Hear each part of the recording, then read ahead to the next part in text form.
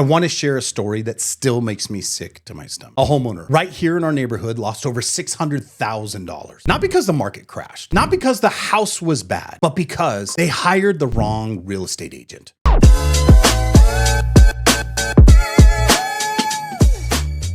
I'm Steven Rotsart, your East San Diego County real estate expert, helping buyers and sellers in La Mesa, Santee, Cajon, Mount Helix, and the surrounding areas. Now, in this video, I want to get specific about this property. Public Record has this as a fantastic home, specifically over 4,000 square feet in the community of Mount Helix, La Mesa area. Nearly an acre, incredible potential. This kind of home with the right strategy should have attracted end users, move-up home buyers, even multi-generational families. Instead, this home became a case study in what happens when a listing has no clear marketing plan. Now, specifically, let's get into the fact that this home first went on the market in March of 2025. So you can see right here, this is public record from the multiple listing system. From day one, it was priced high without a strategy to justify that price. Well, how do I know that? I went to the open houses. There were several open houses when it first came on the market. And I'm thinking to myself, interesting. But let's go back to the beginning of where we really can make an impact on the reality of the property itself. The location of this property is really unique. It is off a busy street in the Mount Helix community, highly traveled. The location of the property, even though private, makes it difficult to get to. The home, predominantly original. So there are certain things that you could have when looking at the property, came up with a strategy of who that right buyer would be. Instead, no targeted buyer profile, no repositioning of the market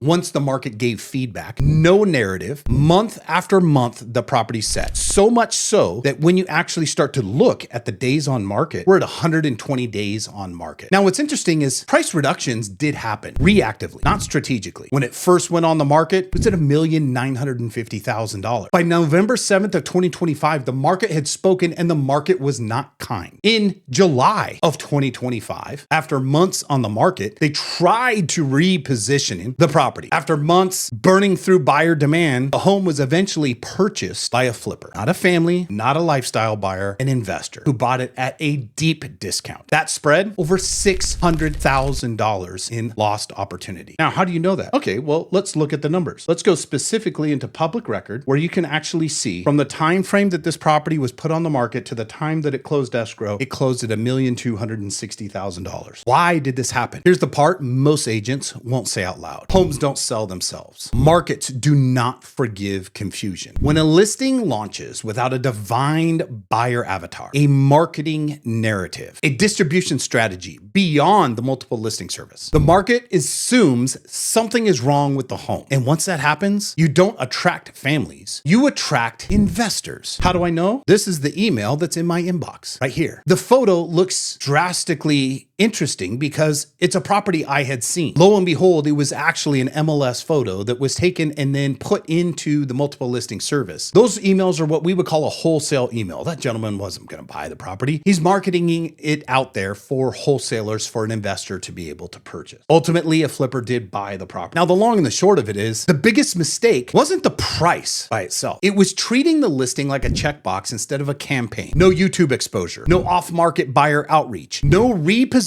when feedback actually came in. By the time the seller was ready to adjust, only the people still watching the property were flippers, waiting for blood in the water. This isn't about blame. I'm using this video so that you can have awareness. It's about your awareness. Your home is likely your largest asset, and who you hire really matters just as much as when you sell. And a good agent lists your home. A great agent engineers demand for your home. What does that look like? Well, you don't do this. And what these are is every single input of an agent tweaking the multiple listing service, trying to generate demand on the property. That, my friends, that does not work. If you're thinking about selling now or in the near future, my advice is simple. Don't ask an agent what price they'd list your home at. Ask them this: who is my buyer and how are you reaching them? If you want a second opinion, I'm happy to walk you through it. No pressure, because the wrong plan doesn't cost time. Sometimes it costs hundreds of thousands of dollars.